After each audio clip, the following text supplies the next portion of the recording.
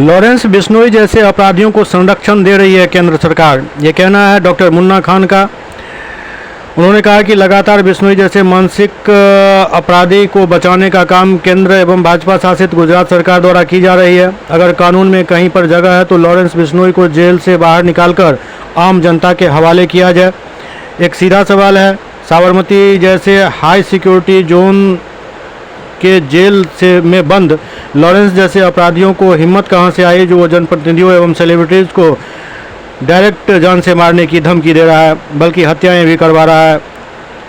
दरअसल पिछले दिनों पप्पू यादव ने इस मामले में अपना बड़बोलापन दिखाया था, जिसके बाद अब लॉरेंस बिश्नोई का एक ऑडियो वायरल हो रहा है जिसमें पप्पू यादव को धमकी दी जा रही है। अब इसी बात को लेकर पप्पू यादव और उनकी पार्टी के नेता और कार्यकर्ता सब केंद्र सरकार पर आरोप लगा रहे हैं। हमारे गृह मंत्री साहब, ये ऐसा लगता है कि वो चाहते हैं कि ऐसा कुछ हो जिसकी वजह से जो है लोग किसी आदमी को टारगेट करें या उनके खिलाफ कोई जाता है उसको वो टारगेट करें।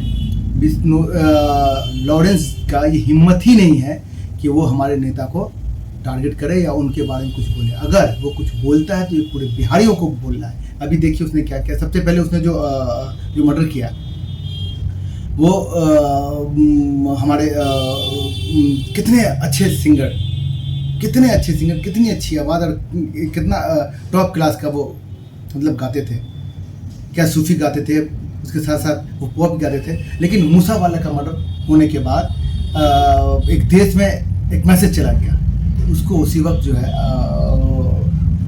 ख़त्म करने की ज़रूरत थी, कैद करने की ज़रूरत नहीं थी, ख़त्म करने की ज़रूरत थी। लेकिन ऐसा नहीं करते, बल्कि उसको दामाद की तरह रख करके उसके नाम का पूरा यूज़ किया जा रहा है ताकि इसका फ़ायदा इलेक्शन में डायरेक्ट उठाया जा सके। उसका मिसाल सीधे तौर पर बाबा सिद्दीकी का जो मर्डर हुआ है उसका सीधा मिसाल यही जाता है कि वो जो भी बीजेपी के खिलाफ आवाज़ उठाएगा, चाहे वो किसी भी पार्टी का हो, तो लॉरेंस बिश्नोई का नाम लेकर के उसका खात्मा करवा दिया जाएगा। इसमें डायरेक्ट संलिप्तता जो है वो गुजरात सरकार के साथ साथ हमारे केंद्र सरकार का भी है। ये तो सीधा सवाल उठता है कि एक क्रिमिनल जो साइकिक क्रिमिनल है वो पूरा अपना जो है नेटवर्किंग देश विदेश में वहाँ से बैठ के चला रहा है। इसका मतलब है कि जब तक गवर्नमेंट हाथ नहीं होगा तब तक आगे कोई कुछ नहीं कर